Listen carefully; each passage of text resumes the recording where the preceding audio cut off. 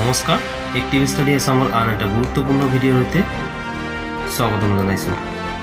এই মুহূৰ্তৰ আটাইতকৈ গুৰুত্বপূৰ্ণ আৰু খুবেই জৰুৰী ভিডিঅ', সেই ভিডিঅ'টো আৰম্ভণিৰ পৰা শেষলৈকে চাব বুলি আশা কৰিলোঁ।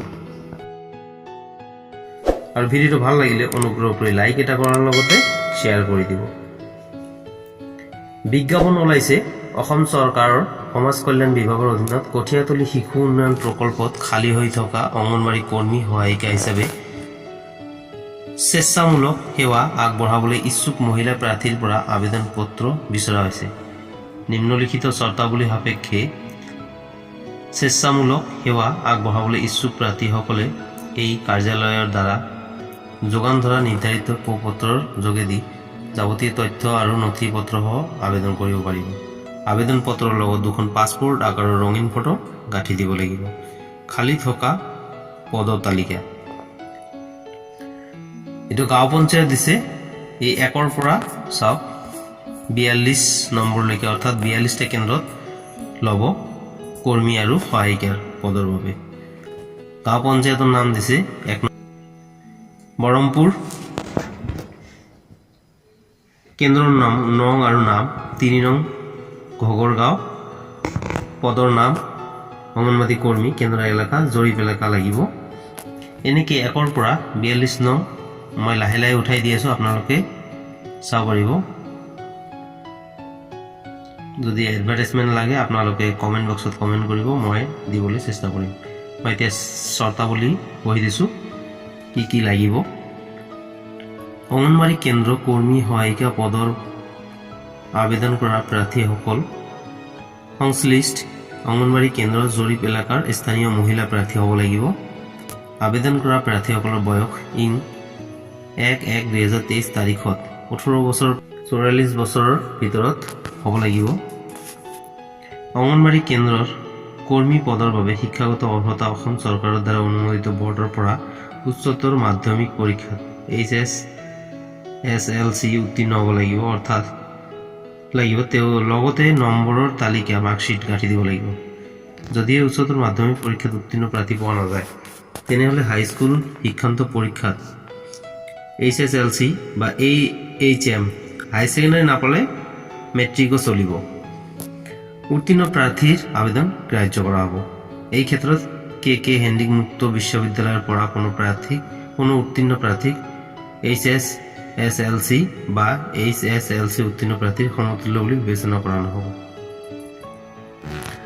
4 নম্বৰ, অংগনবাড়ী কেন্দ্ৰ সহায়িকা পদৰ বাবে শিক্ষাগত অৰ্হতা অসম চৰকাৰৰ দ্বাৰা অনুমোদিত বৰ্ডৰ পৰা হাইস্কুল শিক্ষান্ত পৰীক্ষা HSLC বা HM উত্তীৰ্ণ প্ৰাৰ্থী হ'ব লাগিব। যদিহে উত্তীৰ্ণ প্ৰাৰ্থীৰ আবেদন পোৱা নাযায় তেনেহ'লে 9ম শ্ৰেণী উত্তীৰ্ণ প্ৰাৰ্থীৰ আবেদন গ্ৰাহ্য কৰা হ'ব। মেট্ৰিক নাপালে 9ম শ্ৰেণী উত্তীৰ্ণ প্ৰাৰ্থীও গ্ৰাহ্য কৰা হ'ব। এই ক্ষেত্ৰত বিদ্যালয়ৰ প্ৰধান শিক্ষকে দিয়া শিক্ষাগত অৰ্হতাৰ প্ৰমাণপত্ৰ বিদ্যালয় পৰিদৰ্শকৰ স্বাক্ষৰ থকাটো বাধ্যতামূলক। যদিহে বিদ্যালয়সমূহৰ পৰিদৰ্শকৰ স্বাক্ষৰ নাথাকে তেনেহ'লে শিক্ষাগত প্ৰমাণপত্ৰ গ্ৰাহ্য কৰা নহ'ব। 5 নম্বৰ, আবেদনকাৰীৰ স্থানীয় বাসিন্দাৰ প্ৰমাণপত্ৰ গাঁওবুঢ়া, ৱাৰ্ড মেম্বাৰ, গাঁও পঞ্চায়তৰ সভাপতিৰ দ্বাৰা স্বাক্ষৰিত হ'ব লাগিব। এই সকলো স্থায়ী বাসিন্দাৰ প্ৰমাণপত্ৰ উক্ত পঞ্চায়তৰ মুখ্য সেৱিকাৰ দ্বাৰা সত্যতা নিৰূপণ কৰা হ'ব লাগিব।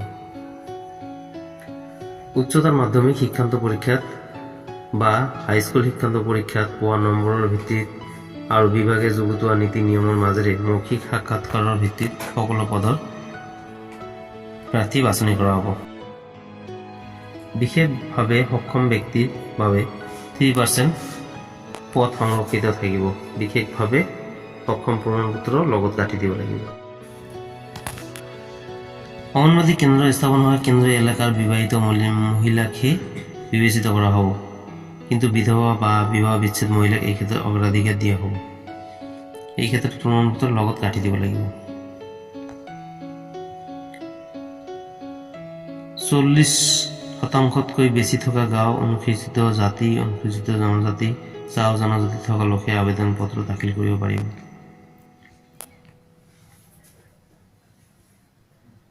আবেদন পত্ৰৰ লগত দিয়া প্ৰত্যেকখন প্ৰত্যায়িত কপিত স্বাক্ষৰ কৰা হ'ব লাগিব, তাৰমানে ছেল্ফ এটেষ্টেড লাগিব। কাৰ্যালয়ৰ পৰা বিতৰণ কৰা আবেদন পত্ৰহে গ্ৰাহ্য কৰা হ'ব। সাক্ষাৎকাৰৰ সময়ত মূল অৰিজিনেল প্ৰমাণপত্ৰ দাখিল কৰিব লাগিব। যিবোৰ আপোনালোকে ডকুমেণ্ট ছাবমিট কৰিব এইবোৰ অৰিজিনেল কপি, তেতিয়া আপোনালোকে এইবোৰ শ্ব' কৰিব লাগিব। সাক্ষাৎকাৰৰ দিন, সময়, স্থান ইত্যাদি এলেকা মুখ্য সেৱিকা আৰু স্থানীয় গাঁওবুঢ়াৰ জৰিয়তে জনোৱা হ'ব। আবেদন কৰা দাখিল কৰা বিবেচিত প্ৰাৰ্থীসকলে ব্যক্তিগতভাৱে কোনো চিঠি আদিৰে জনোৱা নহ'ব। বাছনি হোৱা প্ৰাৰ্থীসকলৰ কাম কৰাৰ বয়স 60 বছৰ বয়সলৈকে চাকৰিৰ কাৰ্যকাল শেষ হ'ব। আবেদন পত্ৰ পুৱা 11 বজাৰ পৰা 3 বজাৰ ভিতৰত সংগ্ৰহ কৰিব লাগিব। আপোনালোকে এইবিলাক পঢ়ি ল'ব। মূল পাৰিতোষিকটো কৈ দিছোঁ। কৰ্মীসকলক মাহে 4,500 টকা পাৰিতোষিক দিয়া হ'ব, অৰ্থাৎ 4,500 টকা, আৰু সহায়িকাসকলক 2,250 টকা পাৰিতোষিক দিয়া। ইয়াৰ উপৰিও আৰু এটা বিশেষ কথা হ'ল, আবেদন পত্ৰ যোগান ধৰা তাৰিখ 18/12/2023 তাৰিখ আৰু আবেদন পত্ৰ জমা লোৱাৰ শেষ তাৰিখ 2/1/2024। এইখিনি আছিল এই ভিডিঅ'টোৰ মূল বিষয়বস্তু। আশা কৰিছোঁ আপোনালোকৰ দৰে বহুতো প্ৰাৰ্থীয়ে এই ভিডিঅ'টোৰ জৰিয়তে উপকৃত হ'ব পাৰিব। ভিডিঅ'টো ভাল লাগিলে অনুগ্ৰহ কৰি লাইক এটা কৰাৰ লগতে শ্বেয়াৰ কৰি দিব, আৰু কিবা জানিবলগীয়া থাকিলে কমেণ্ট বক্সত কমেণ্ট কৰি জনাব। ধন্যবাদ। জয় অসম।